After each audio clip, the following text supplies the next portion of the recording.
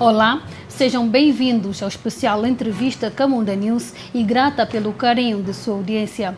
Hoje o nosso especial entrevista será diferente e será feito à porta de uma clínica em Luanda.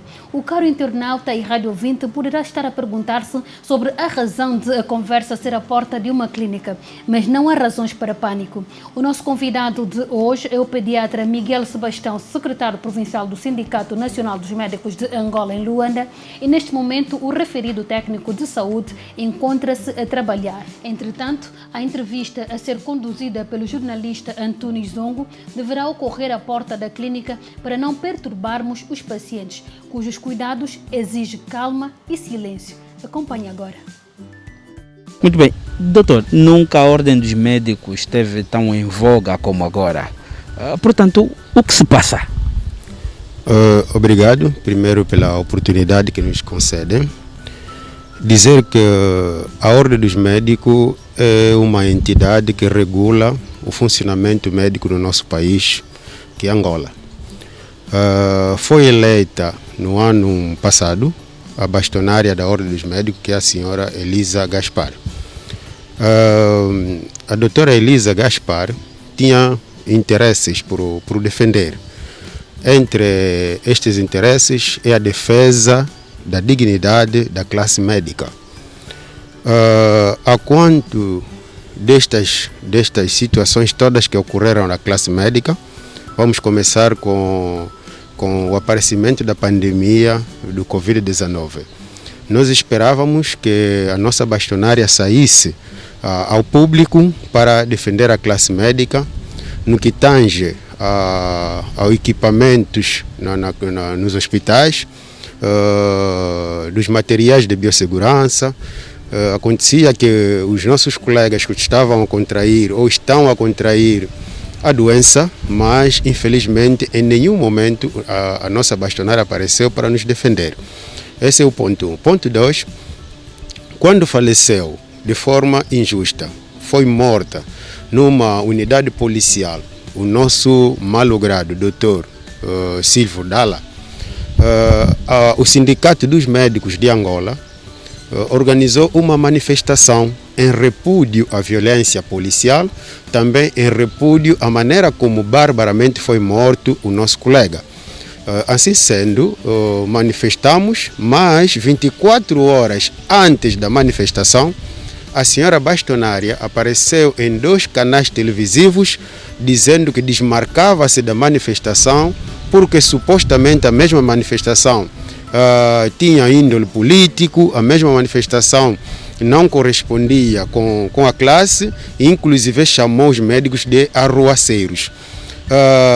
Dias depois, para tentar se defender, fez um áudio a dizer de que ele tinha que se manifestar daquele jeito, tinha que se desmarcar da manifestação, porque foi chamado por entidades em que lhe acusavam que era ela que estava a organizar a manifestação. Nós nos interrogávamos na altura, afinal de contas, quem chamou a bastonária? Que pressões externas que a bastonária recebeu? Afinal de contas, por interesses de quem que a nossa bastonária está ali a defender? Então nós começamos a ver que a bastonária já não estava ligado aos interesses da classe médica. Depois foi chamado para uma grande entrevista na TV Zimbo, onde a nossa bastonária acusou a classe médica em que está a contrair a doença que é a Covid-19 nas festas, nas ruas, em que em nenhum momento defendeu a nossa classe. Juntando esses factos todos, não é? Até também nele se englobam a má gestão da própria ordem. Então a classe médica achou por bem convocar uma assembleia extraordinária que se realizou no dia 17 e que chegou como conclusão a destituição da bastonária, porque já não merece ou então já não oferecia confiança à classe médica. Mas ela continua a exercer as funções, porque do que nos deu para perceber, o encontro não obedeceu o quórum necessário do ponto de vista estatutário ou regulamentar da ordem para a destituição. Não, quero lhe dizer que neste momento a Ordem dos Médicos estão inscritos quase 7 mil médicos. Subscreveram a participação na Assembleia acima de 4 mil médicos, estiveram presentes na sala 53 e por via Zoom estavam a participar acima de 400 médicos. E então, dizer que houve várias atrocidades da bastonária no que tange à organização da própria Ordem dos Médicos. Na Ordem dos Médicos deveria existir vários órgãos a funcionar. Apenas existem em funcionamento duas regiões, que é a região Norte e a região Sul. O que eu queria dizer é o seguinte: para se tomar uma decisão, é preciso que se pronunciem vários órgãos, entre eles o órgão da disciplina nacional, o órgão que vela pela fiscalização nacional, o órgão que vela pela disciplina e a Assembleia que vamos lá dizer, decisiva, não é? É uma Assembleia constituída com os presidentes dos diferentes regiões da Ordem.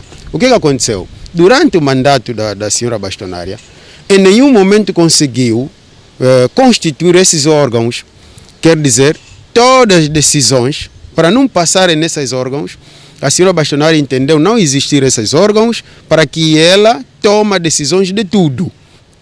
Neste momento, existindo apenas dois órgãos a funcionar, que é a região Norte, que é constituído por mais de 70 membros, mais de 70% de membros, quer dizer, em 100% de médicos, 70% encontram-se na região Norte.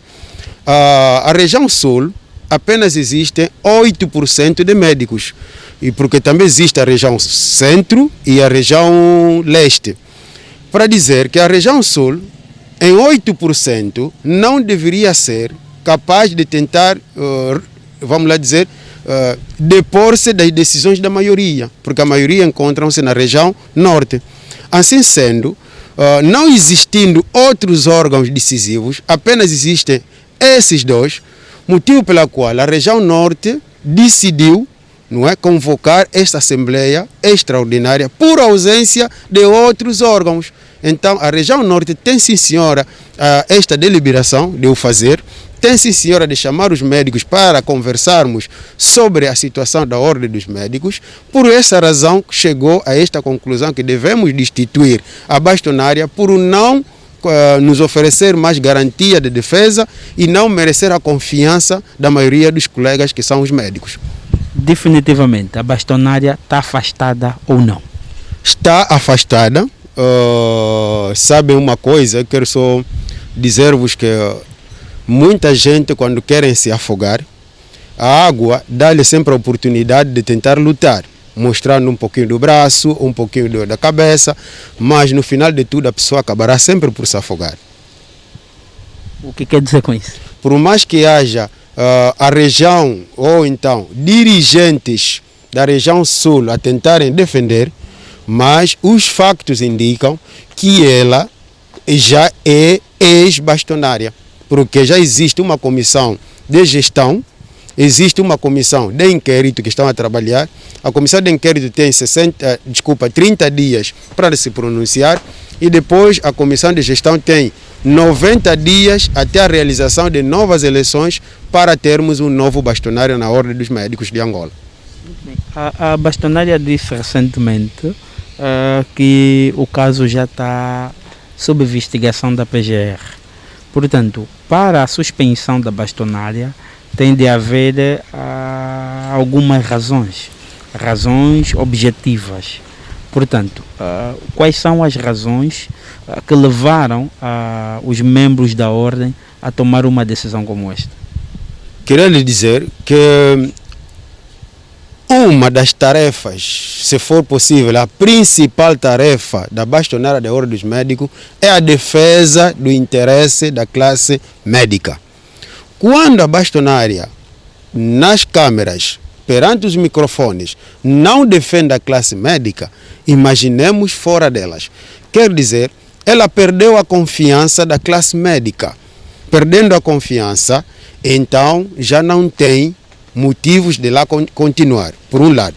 Por outro, há indícios de má gestão dentro da ordem dos médicos. Isto sim é matéria da PGR, isto sim é matéria da SIC para tentar investigar e encontrar essas razões. Mas, por fora dessas razões que são investigativas da PGR, ela já não oferece confiança para nos defender, porque já mostrou que ela defende outros interesses inconfessos.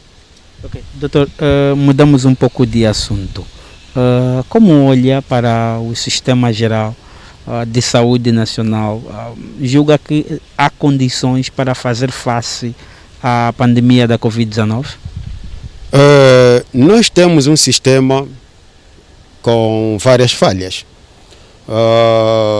Covid-19 veio destapar as panelas do nosso sistema de saúde. Só para ver que antigamente todos acorriam fora deste país para irem se tratar, porque não se organizava o sistema de saúde do nosso país. Nós temos déficit alarmante de profissionais de saúde na periferia. Quando digo periferia, estou a falar nos municípios, nos bairros, ali onde o povo deve ser socorrido em primeiro lugar. O que acontece? Por existir déficit de tudo, quer dizer, déficit de profissionais, déficit de materiais, déficit de medicamentos, déficit de biossegurança, tudo em déficit, todo doente acorre da periferia e vai diretamente para os hospitais terciários, né? E não deveria ser assim, porque sabem que quando eu vou acorrer ao hospital terciário, onde pelo menos vai encontrar o médico, vai encontrar o enfermeiro, vai encontrar um pouquinho daquilo que ele precisa. Consequência disso, temos assistido os vários enchentes. Basta olhar o Américo Boa Vida, basta olhar o Hospital Pediátrico, basta olhar o Hospital dos Cajueiros, etc, etc. Vai encontrar que esses hospitais estão sempre cheios. Por quê?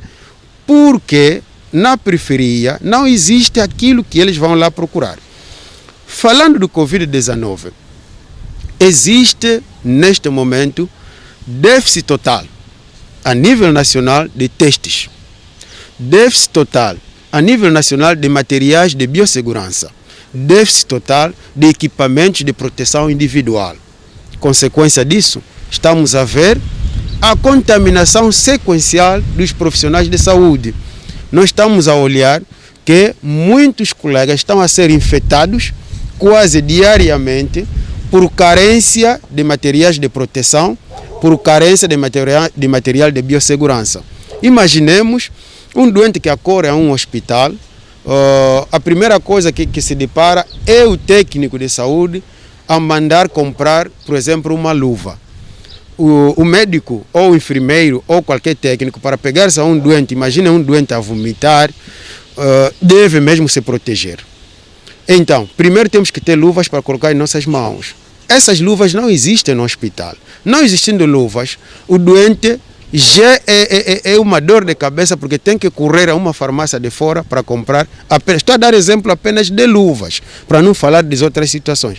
E então, é a partir daí que nós temos um sistema de saúde deficitário, um sistema de saúde que deveria ser revisto para que haja o acompanhamento dos doentes, para que haja, como que eu digo, sobretudo, a sistematização do próprio doente. Porque o doente que está a ser recebido a partir da periferia, é a periferia que deve se responsabilizar deste doente e depois ser transferido e chegar já em condições, vamos lá dizer, adequadas de ser transferido e de ser recebido. Então nós estamos a ter problemas tão sérios, o nosso sistema de saúde está doente. Este é o termo que devemos usar. É um sistema de saúde que precisa ser revisto, com a admissão de muitos profissionais e, sobretudo, também rever o problema de carência dos materiais de biossegurança e também de testes de Covid-19 a nível nacional.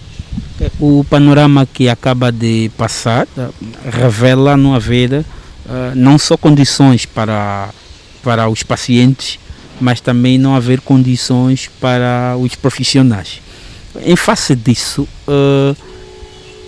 tem ideia de quantos profissionais já terão sido infectados pelo coronavírus em consequência mesmo da falta de condições para o exercício da profissão? Ok, responder quantos já foram infectados é difícil, porque o profissional de saúde diariamente é infectado. Por quê? Porque nós recebemos o doente nas condições em que não estamos totalmente prevenidos. E cada doente que nos chega, até provas o contrário, é um doente portador de Covid-19. Até provas o contrário. Seria tão bom que todo doente que nós vamos internar deveria ser primeiro testado. Esse é ponto 1. Para nós sabermos da vida do médico, seria tão bom que também regularmente ou periodicamente que se realizasse teste aos profissionais de saúde. O que acontece?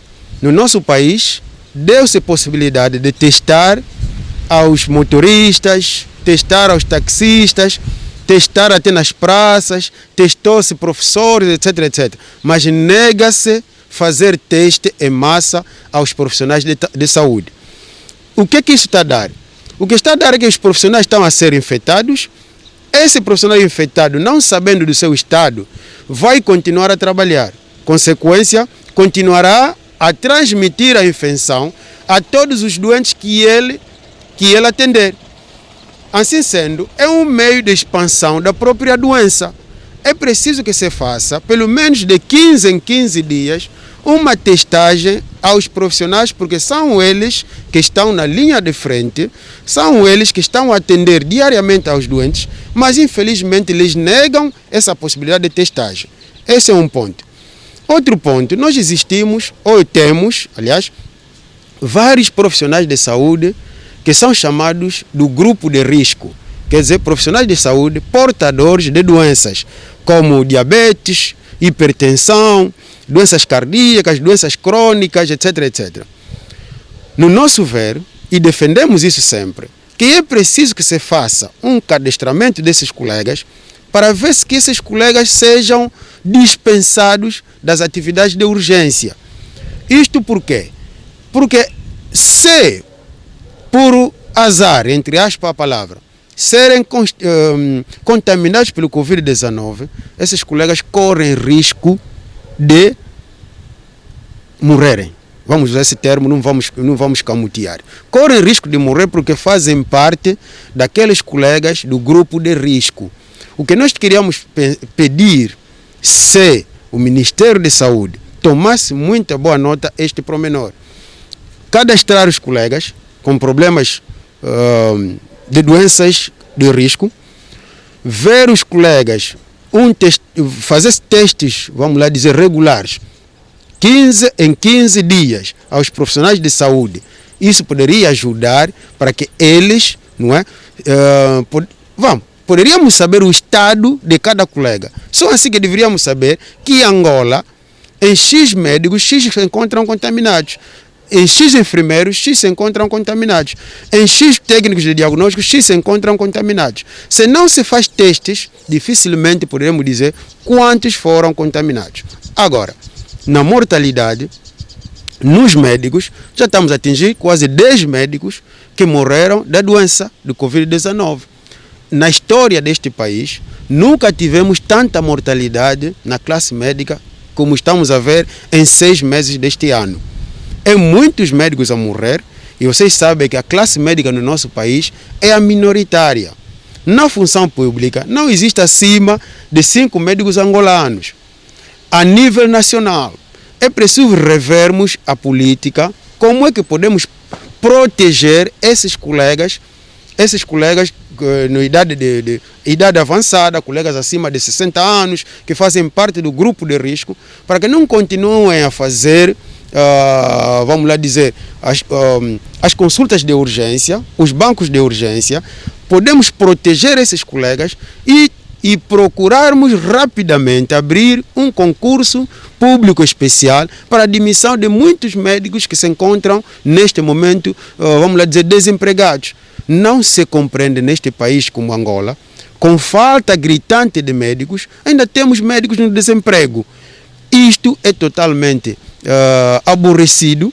Vamos nos hospitais, um médico atender acima de 100 doentes, aquilo não é atender, mas olhando colegas no desemprego, olhando colegas a fazerem trabalhos voluntários nos hospitais. Isto é totalmente aborrecido a qualquer um que está a nos assistir.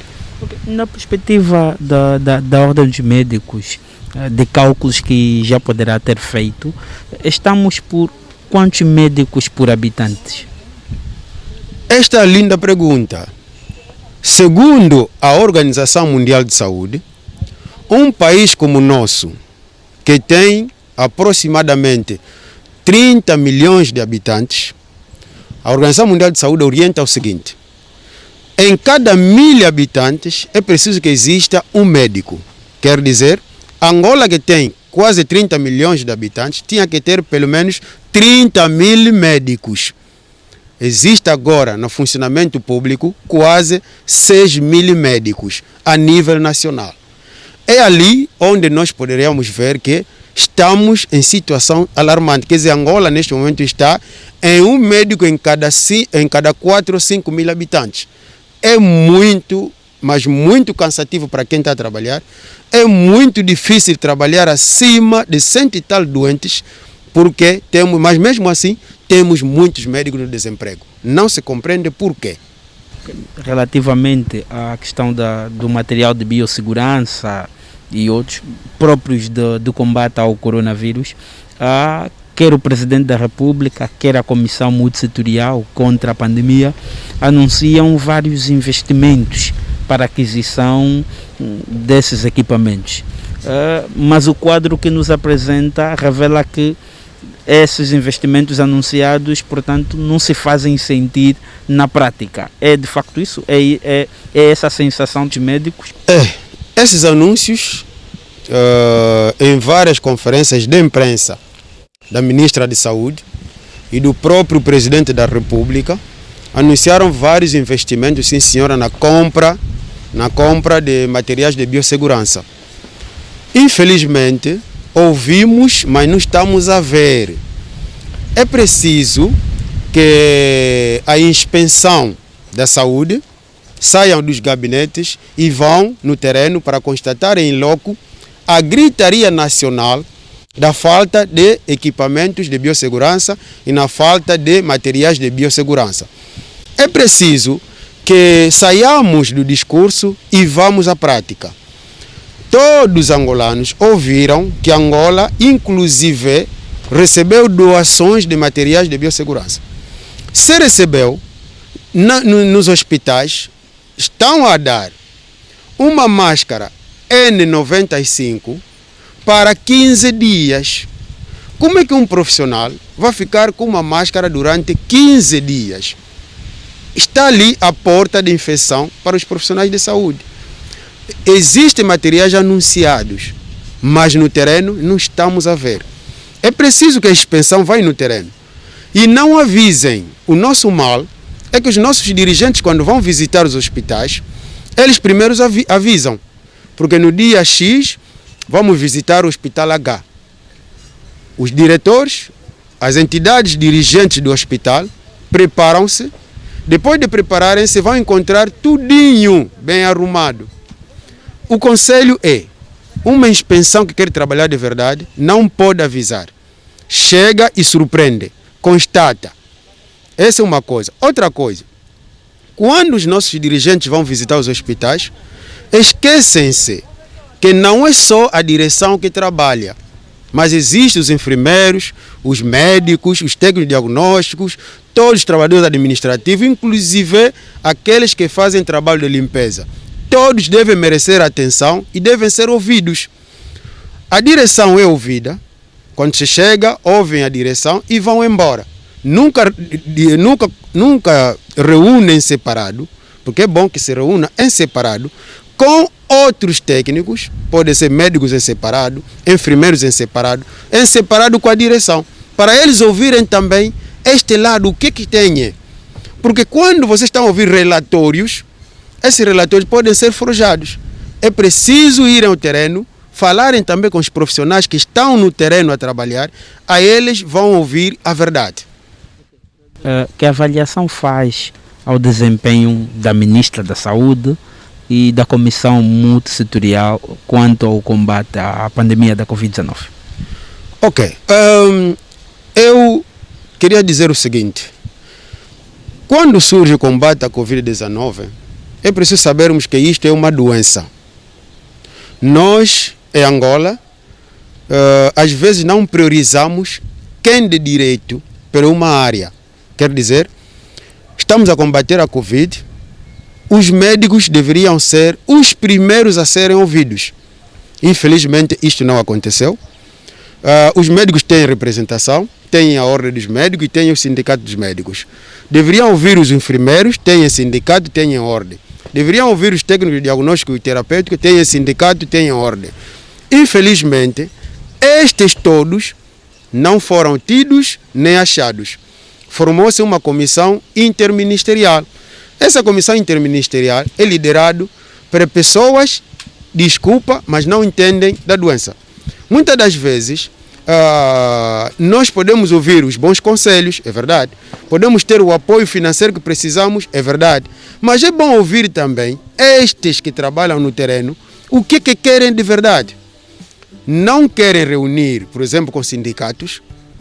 Os sindicatos são os representantes dos trabalhadores. Estes têm opiniões, se calhar propostas válidas, para tentarem organizar o sistema. A própria senhora ministra nega-se constantemente a reunir com os sindicatos. Se isso acontece, nunca vamos encontrar solução em vários problemas que assolam profundamente o sistema de saúde. Aconselho a nossa ministra a ser mais dialogante. Aconselho a nossa senhora ministra que chame os sindicatos para reunir com eles. Nós temos, porque os sindicatos não são uma oposição ao ministério. Os sindicatos são parceiros. São eles que dão opiniões, são eles que estão no terreno e são eles que são porta-vozes das situações candentes dos médicos, dos enfermeiros, técnicos de diagnóstico, para nós conseguirmos, vamos lá dizer, levar a bom porto o nosso sistema de saúde, porque o nosso sistema de saúde, repito, está doente. Na perspectiva do sindicato dos médicos, o sistema de saúde angolano tem ruptura? O nosso sistema de saúde já tem ruptura há muito tempo. O que tem que se fazer mesmo é preciso chamar-se vários médicos, várias sensibilidades que eu já citei aqui, os sindicatos, as ordens e muitos médicos, enfermeiros, entendedores da matéria, sentarmos e revermos o nosso sistema de saúde. Tem muita boa coisa escrita, mas na prática não se revê. O que é que o sindicato gostava que fosse feito a curto prazo no âmbito do combate à Covid-19 para mitigar as consequências? Primeira coisa, é preciso olhar para os profissionais de saúde. Ponto 1, testagem regular. É preciso que se faça testagem pelo menos de 15 em 15 dias a todos os profissionais que se encontram na linha da frente. 1. Ponto 2, deve haver redução da equipa de trabalho para evitar o contágio da doença. Ponto 3, deve-se rever o salário. O ponto de salário é muito importante porque motiva o trabalhador. Não se compreende, por exemplo, o único trabalhador que nunca ficou em casa é o profissional de saúde. Para não falar da Força de Defesa e Segurança. O profissional de saúde é aquele que esteve sempre no terreno porque é doença e somos nós que temos que trabalhar. Infelizmente, mesmo cometendo uma falta, o profissional de saúde é descontado e não se reveja o salário do profissional de saúde. Se vocês olharem, foram pegar médicos provenientes de Cuba. Esses colegas provenientes de Cuba são bem-vindos. Nós, os sindicatos, dizemos várias vezes, somos tão poucos em Angola. Angola precisamos de 30 mil médicos. Os que existem na função pública, podem ver, são acima de 5 mil, são poucos. Então Angola precisa de muitos médicos. Quanto mais médicos virem, melhor. Infelizmente, o tratamento que se dá aos que vêm de fora, os médicos provenientes de fora, não é o mesmo que se dá aos médicos angolanos. A título de exemplo, a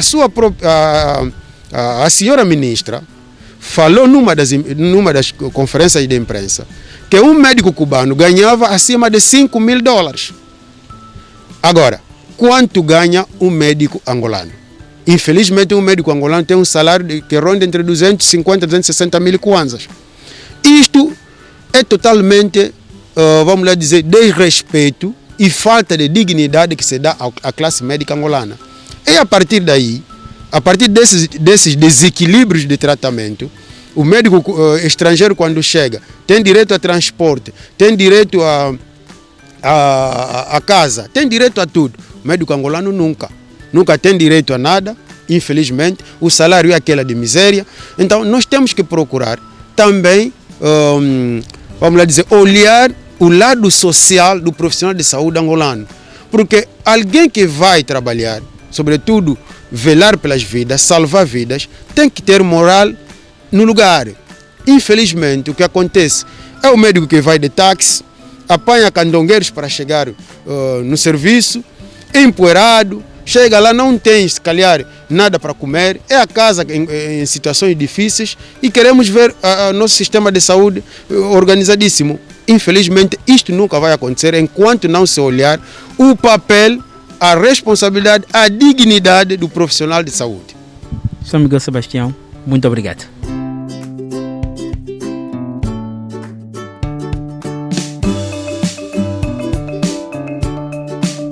Foi então a nossa entrevista com o pediatra Miguel Sebastião, que é secretário provincial do Sindicato Nacional dos Médicos de Angola, em Luanda. Espero bem que tenha gostado. Obrigada.